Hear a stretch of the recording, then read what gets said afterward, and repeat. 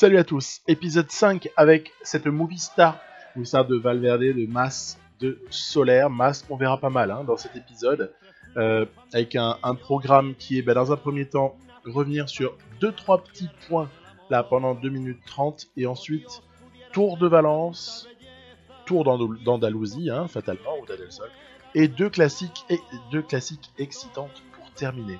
La première chose sur laquelle je voulais revenir, c'était quand même le caractère exceptionnel de cette étape 16 de la Vuelta, donc qui sera l'étape 13, IRL, qu'on verra au mois d'octobre. Voilà, elle a quelque chose d'exceptionnel et ça explique pour moi le craquage relatif du jeu. C'est ces pourcentages finaux sur ce CLM qui font comme ça, c'est Lopez qui illustre tout ça à merveille, qui font craquer comme ça l'IA parce que la défaillance coûte excessivement cher et du coup fait basculer une Vuelta. Mais en même temps, Dumoulin a battu Soler. Donc on peut aussi se dire que si Dumoulin avait fait le boulot sur le reste, Dumoulin a gagné cette Vuelta. Voilà. Deuxième point, donc le craquage est relatif. C'est pas non plus le truc vraiment, tout n'est pas à jeter pour moi sur cette Vuelta, même si elle est remportée par contre de manière hyper chanceuse, je l'avoue. Le championnat du monde, ça par contre c'était quelque chose qu'on a vu et revu sur PCM, c'est-à-dire une course finalement qui a du mal à se décanter, il n'y a pas réellement d'hommes plus forts que les autres, et puis ça se joue peut-être plutôt sur un coup de filou, de masse en l'occurrence. Vous savez que le petit départ comme ça dans le dos, là, le long de la balustrade, est assez payant à 1 km, 1 km 2, voilà. Après il y avait autre enseignement, c'était évidemment, je ne vais pas reparler de l'assistant, on va plutôt parler des indices, donc la surprise quand même de se retrouver en Conti Pro. Mais en fait, vous allez voir que ça va pas nous affecter du tout, ce que je vous disais à l'épisode précédent, ça va pas nous affecter du tout, déjà aussi grâce aux objectifs du sponsor. C'est-à-dire qu'en fait, je sais pas si vous avez déjà remarqué, mais quand on est en Conti Pro, si on a, mettons, le Giro comme objectif, en fait, on est sûr d'être invité dessus. C'est un exemple. Et nos objectifs, ils sont modestes en début de saison, mais on a aussi de très très beaux objectifs top 5 sur les grands tours, etc. Donc en fait la saison va se dérouler tout à fait normalement, comme si on était en World Tour, et il n'y aura pas de problème particulier. Je crois qu'il y a 2 ou 3 courses sur lesquelles on n'a pas été invité, voilà. C'est pas dramatique non plus. À l'épisode précédent, je vous avais montré le challenge de Majorque, puisque au final on n'a pas du tout un début, tant mieux, c'est bien, ça tranche un peu avec d'autres débuts de partie. Quand je vais pas tarder à vous envoyer le début de partie Trek, et puis on pourra comparer, parce que Trek démarrera évidemment en Australie, son année. Là c'est bien, on a un début différent, on démarre en Espagne sur ces courses qui sont assez excitantes. En plus c'était cool parce qu'on avait eu la victoire, voilà, première victoire sous le maillot Movistar pour notre sprinter suisse Bissegger. Et on enchaîne, après donc ce challenge de Majorque, c'est le Tour de la communauté de Valence. Je n'y vais qu'avec 6 coureurs, j'aurais pu en emmener 7, mais là c'est vraiment des histoires de respect de semaines de repos pour les uns et d'inscription sur d'autres courses pour les autres. Et j'y vais qu'à 6, mais j'emmène quand même mes 3 leaders de Grand Tour, donc on va pas pleurnicher, on est pas mal lotis. On va dire 3 rookies, ou presque. Et trois très bons coureurs. Donc ça devrait peut-être suffire pour pouvoir faire ce top 5 que le sponsor nous demande là-dessus. Je vais être vraiment vigilant, je vais essayer de respecter tous les objectifs sponsors. J'aimerais bien arriver à les remplir, parce que mine de rien, des fois, hors pic de forme, c'est pas évident de les choper, les objectifs. Solaire est le premier de nos 3 gros leaders, on va dire, à entamer son contre-la-montre, et il va réussir un très très bon temps. Il va le placer temporairement en tête. Après, Higuita va se produire, et Mas également juste après. Peut-être l'occasion de commencer à dire quelles sont les petites différences entre ces 3-là, puisque pour moi, Higuita va être davantage puncher que les 2 autres. En tout cas, c'est aussi pour ça que je lui ai mis son pic à Liège discret, même si on en reparlera juste après ce Tour de Valence, mais Higuita va être au repos juste après. C'est respect de la préparation pour le Giro avec pic décalé, etc. Je vous avais montré le modèle à l'épisode précédent. Donc Higuita est probablement le plus puncher des 3, et donc je l'utiliserai aussi comme tel. au cours de l'année, hein, mais bon, peut-être même au cours des années, parce que je pense que cette série, elle mérite peut-être d'avoir plusieurs années. Et puis Mas, ce serait peut-être le plus grimpeur pur des trois. Quant à Solaire, ce serait peut-être le coureur le plus à même de performer sur, par exemple, un Tour de France. C'est pour ça que je l'ai choisi en fait. C'est parce qu'il est peut-être un petit peu plus complet, même s'il est un poil moins fort que Mas intrinsèquement en grimpeur. Hein. Mais du coup, Solaire peut-être le plus complet, Mas le plus flashy et Higuita le plus puncher. Voilà, si je devais un peu caricaturer. On est donc sur la deuxième étape de ce tour de la communauté de Valence avec le maillot sur les épaules de Solaire puisqu'il a remporté ce petit prologue, ce qui est toujours une bonne affaire. Vous voyez par exemple, il y a Julien Alaphilippe, on a également la présence de quelques coureurs assez sympathiques. Hein. On aperçoit Van Garderen, on aperçoit pas mal de choses qui, vous allez voir, vont se préciser au fil du temps. Je sais très bien que de toute façon, tout va se jouer dans la bosse finale. Donc à partir de là, c'est pas une bosse, c'est une côte, une ascension hein, même. On va se projeter directement sur la fin. J'ai essayé de faire des résumés pas trop longs, mais en même temps, il s'est passé des choses. Donc pour respecter la course, je le dis, hein, parce que bon, moi je trouve qu'en fait toute course peut receler de l'intérêt en vérité. C'est pas obligé d'être un grand tour pour être forcément intéressant et digne d'être détaillé, d'être montré, d'être raconté dans mes vidéos. Je trouve que c'est intéressant aussi de détailler des choses qu'on fait pas d'habitude. Vous voyez Martinez là qui part avec Julien Alaphilippe. Et donc c'est pour ça que je me permets de ne pas galvauder en fait ces épreuves de début de saison qui ont lieu en Espagne par étapes. Déjà parce que Movistar, hein, on est une équipe qui est tout à fait dans la thématique. Et en plus, je trouve que toute course en fait doit se respecter. Elle mérite de donner le maximum. Vous voyez, Yon Isagire qu'on aperçoit pour la Astana. On a également Thomas de Gendt. Mais lui, on ne s'attend pas à ce qu'il joue un rôle majeur en la circonstance. Alaphilippe va être dur à reprendre, hein, mine de rien. Il va être dur à reprendre le Alaphilippe. Mais regardez ce que va faire notre ami Higuita, qui est pris par Mas dans sa roue, même s'il a eu un blocage. Il y a eu un blocage, mais regardez, pam, voilà, il pique au bon moment. Et il s'impose devant Julien Alaphilippe. Troisième place pour le champion du monde sortant. Ok, c'est cool. Franchement, c'est pas mal d'avoir pris cette étape-là. Je suis très content parce que Higuita est en dessous des 90% à ce stade-là de prépa et de forme. Donc sur le travail d'équipe, il s'en est sorti pour récupérer une étape.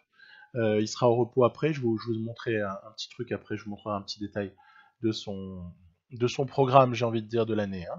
Hein. Troisième étape, celle-ci est quand même plus calme. Hein.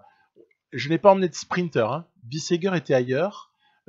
Garcia Cortina est en train de se reposer. Il prépare des choses. Il a des semaines aussi parfois à 0% qu'il faut respecter. Et Rojas interviendra sur la course d'après, sur le Tour d'Andalousie.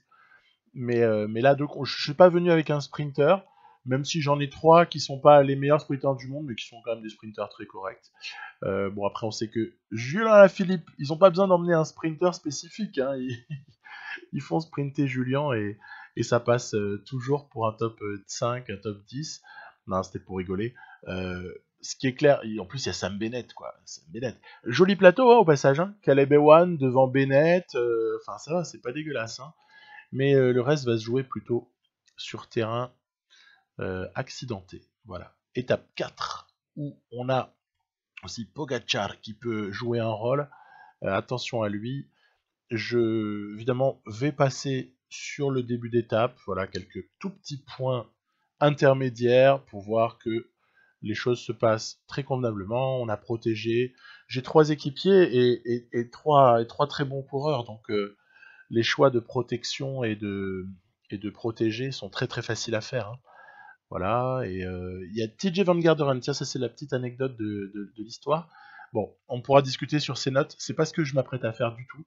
Non, le pauvre a chuté, en fait, et on verra que là, sur un travail assez énorme de ses équipiers, notamment de Martinez, hein, de Danny Martinez, en fait, il va rentrer pas très très loin de l'ascension finale, et Ça, c'est pour rappeler quoi? Que parfois, une chute à un moment donné de l'étape qui vous oblige à vous vider, à tuer vos équipiers pour rentrer, elle va être rédhibitoire en fait. Elle va être rédhibitoire. Le gars ne va pas pouvoir se mener vraiment, se mêler à la bataille. Hein. Donc, toujours ce phénomène hein, sur PCM en extrême. Si vous prenez un éclat, des fois c'est dur de rentrer. Allez, on a Mas qui emmène tout ça avec Higuita dans la roue. Mais en fait, Mas, il a beau emmener, ben, vous voyez, il est encore plus fort que les deux autres. Donc ce qu'on va faire, c'est qu'éventuellement, on va lui provoquer... Regardez, ici, voilà. On va lui provoquer une petite cassure. On va lui provoquer la cassure. On voit Amador qui a du mal. On voit Alaphilippe qui a du mal à s'en sortir. Même du côté des UAE, ça résiste pas. Mas, juste sur sa barre jaune. Hein. C'est juste sur sa barre jaune qu'il fait cette différence, qui lui permet, avant que les autres se réveillent, comme toujours, ils vont récupérer un peu de barre, hein, les adversaires. Hein. Mais Mas a fait un énorme trou, en fait, déjà, à ce stade-là. Et peut-être récupération du maillot, on va voir, parce qu'il y a une bonification à la clé. Alors certes, regardez, Alaphilippe en mode TGV, qui va aller prendre la deuxième place. Est-ce que ça suffira au niveau du décompte du chrono, puisqu'on sait que les chronos sont parfaitement pris sur cet opus. 41 secondes, voilà, c'est bon. Mathématiquement, le truc est réglé. On a Mas, nouveau leader de ce Tour de Valence. Eh ben, on peut pas dire que ça a été volé. Hein. Et étape 5 en plus, c'est ficelé puisque ça doit se jouer au sprint. Alors par contre, quand même, 7 secondes d'écart. On doit juste essayer, mais on n'aura pas grand-chose à opposer, hein, de voir qu'Alaphilippe ne gagne pas l'étape au sprint. Voilà. C'est la seule manière dont Mas pourrait perdre à la loyale cette épreuve. Ce serait, bah déjà je vois que Alaphilippe n'a pas pris la bonification, il y avait une toute petite bonif de troisième à prendre sur l'intermédiaire. Est-ce que ça va jouer du côté de la Deceuninck Quick-Step pour Alaf ou pour Bennett? Voilà, c'est toute la question. En plus, il y a de bons sprinters là. Hein. Mine de rien, Caleb Ewan qui va quand même se faire sauter là sur la toute fin. Et c'est Matthews qui s'impose, voilà. Victoire de Michael Matthews, donc bah, nickel, tout va bien. Alaf n'a pas gagné, du coup Mas conserve la victoire sur le général de cette épreuve. Donc bah, elle n'a pas été acquise sur grand chose, hein, elle était juste acquise sur cette magnifique ascension là de l'étape 4 qui a permis à Mas de basculer et de terminer solo. Donc ok, très bien. Mas qui confirme son statut de meilleur grimpeur des trois, tout de même, meilleur grimpeur pur. Et puis après on aura aussi les formes du jour qui viennent impacter énormément hein, les choses. Higuita, je vous disais, il est au frigo maintenant. Voilà. Suite au Tour de Valence, Higuita frigo, il est conservé bien à l'abri pour son objectif affiché qui est Liège-Bastogne-Liège. Vous savez que derrière tout ça, il y a un objectif caché qui est le Giro en fait, hein, puisque je lui fais tripler les grands tours cette année, avec donc très peu de courses, le moins de courses possible, mais je vais quand même rajouter la flèche wallonne, parce qu'à mon avis, il a quelque chose à faire là-dessus. Je vais lui faire courir très peu avant le Giro, histoire de vraiment ajuster le pic de forme pendant le Giro. Il enchaînera avec Tour de France, j'ai pas encore décidé de ce que je vais lui mettre comme intermédiaire avant le Tour, sinon le pic risque d'être salement décalé, donc il y a encore un calcul à faire par rapport à ça. Et puis après, ce sera la Vuelta sur laquelle j'envisagerais plutôt de le voir comme leader s'il est en état. On verra comment il résiste à tous ces enchaînements. Parce que parfois, le jeu nous surprend sur les fatigues qui explosent alors qu'elles n'étaient pas annoncées. Voilà, donc à voir. À voir, mais je vais quand même aussi le ménager. Donc c'est aussi une petite aventure à part entière que la gestion de Higuita, c'est assez excitant. Ruta del Sol, donc c'est le Tour d'Andalousie, avec cette fois-ci une équipe constituée assez différemment, puisque vous avez vu, j'ai emmené de bons équipiers, comme par exemple Betancourt, j'ai Verona, qui est aussi un très bon équipier finalement, hein, dès lors que le terrain devient un petit peu montagneux, donc Betancourt, Verona. Il faudra aussi évoquer le cas de Prieto, ça c'est ce régène colombien, Prieto, qui honnêtement me plaît beaucoup. Sur la première étape, on voit qu'on a une chance à jouer avec l'ami Rojas. Donc j'avais en fait fait un leurre avec Valverde, voilà, pour essayer d'exciter un peu tout le monde, mais de créer aussi un peu l'imbroglio, pour qu'ensuite, calé dans la roue de Prades, on ait Rojas qui puisse venir comme ça s'imposer devant Caseball ou le Guard. Bon, voilà, je vous cache pas, c'est pas non plus le gratin du sprint mondial, mais c'était important d'en prendre une pour Rojas, donc parfait. Parfait pour nous. Derrière, c'est un petit contre-la-montre de 8,6 km individuel. Toujours, on n'a pas beaucoup de TTT hein, dans ce début d'année. Voilà, c'est comme ça. Donc, d'ailleurs, c'est pas forcément à notre désavantage, hein, parce qu'on n'a pas l'équipe la plus rouleuse du tout du plateau. Hein. Et d'ailleurs, Mas n'est pas le prototype de coureur qui se régale sur ce type de petits contre-la-montre. La chance qu'on a finalement, c'est que il est très court. Hein. 8,6 km, ça permet pas de faire des écarts considérables, et c'est tout à notre avantage en la circonstance, puisque voilà, mon petit Mas, lui, c'est pas du tout sa force. Hein. Après, Valverde a fait une bonne perf, mine de rien, sur ce petit contre-la-montre. On a Christopher Froome qui est présent et qui a gagné. Hein, a gagné cette étape-là. Bravo à lui. Valverde, ok, on est sur un classement qui n'est pas significatif à ce stade-là. Ce qui va peut-être décanter les choses, c'est cette étape 3, ainsi peut-être que la suite 4, 5, qui sont assez excitantes. Elles ont un joli profil. Donc tout va se jouer maintenant. Tout va se jouer maintenant avec donc un plateau. Ouais, on peut signaler Miguel Angel Lopez, hein, c'est quand même pas rien. Il suffit de voir la sauce qu'il nous met avec l'Auto Soudal sur le Giro là, en même temps. Pozzo Vivo, je crois, Menches. Bon, il y a quelques coureurs qui sont plus que corrects. Il y a Christopher Froome, attention, méfions-nous.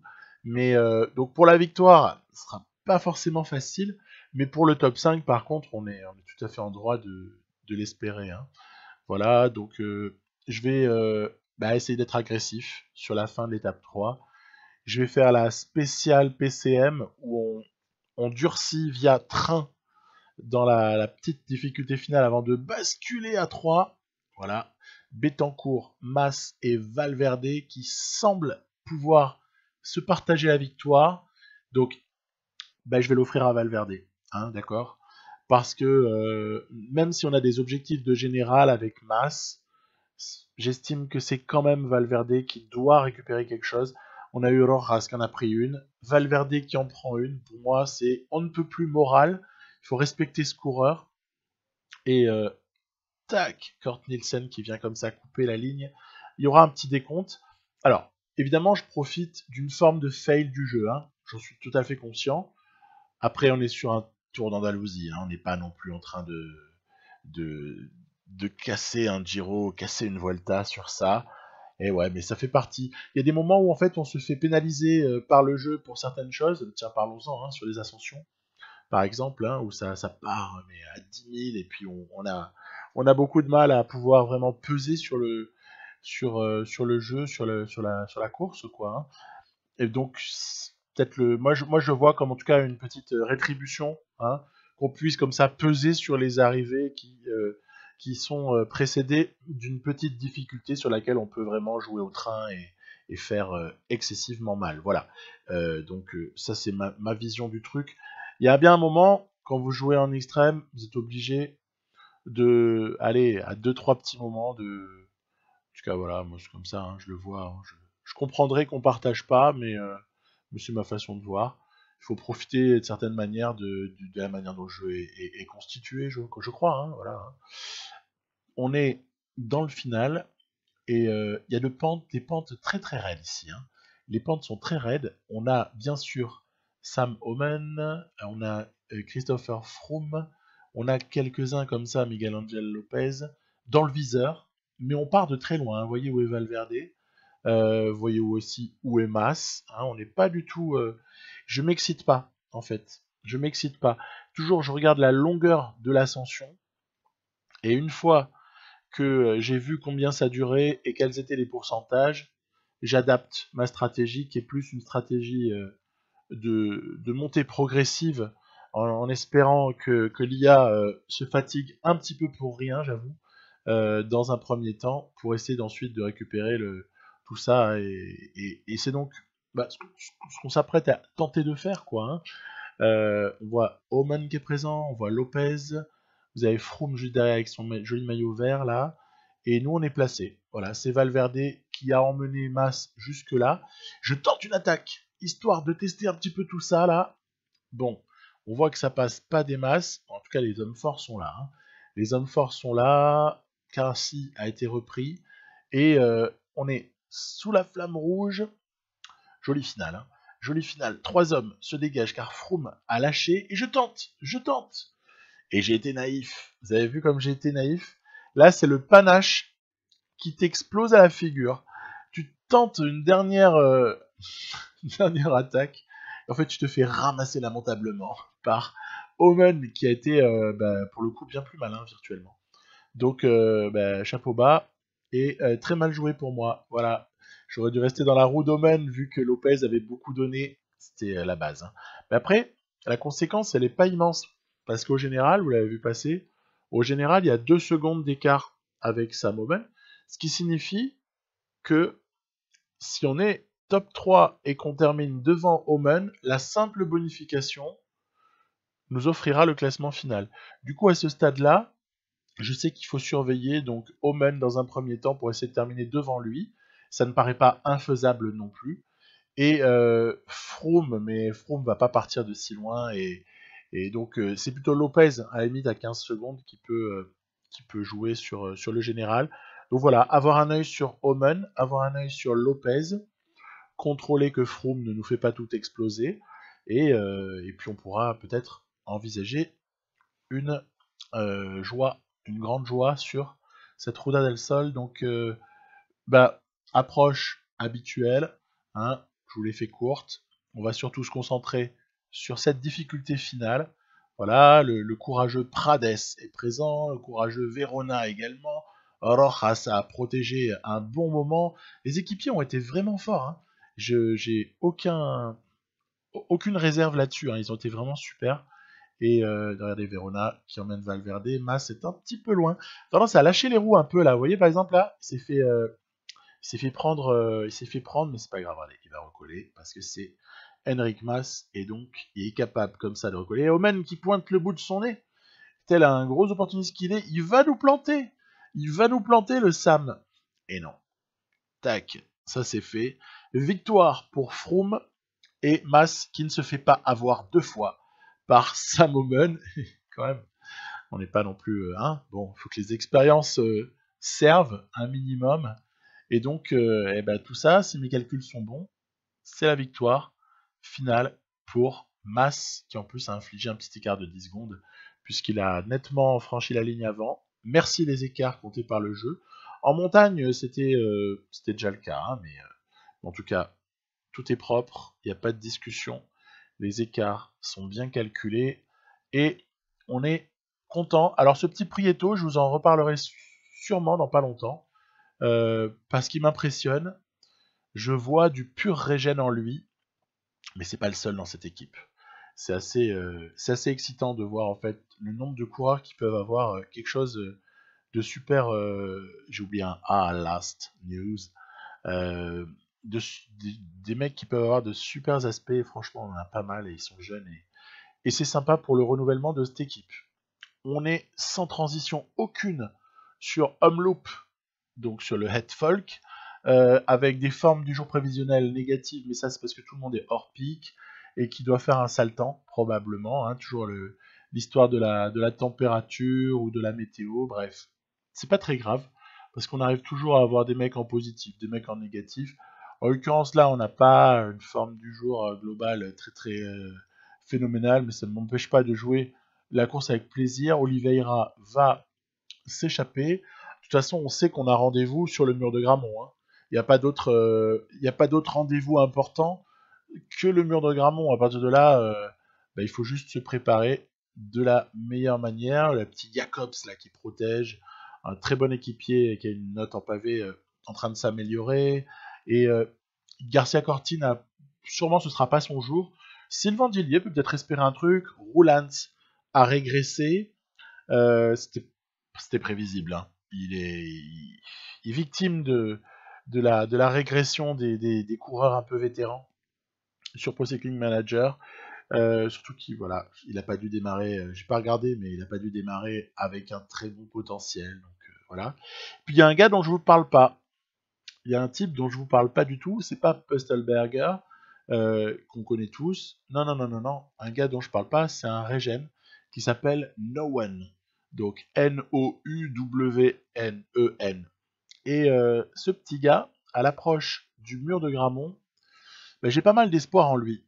Parce que je pense qu'il est capable de nous dynamiter cette course de façon assez efficace avec Sylvain Dillier dans la roue.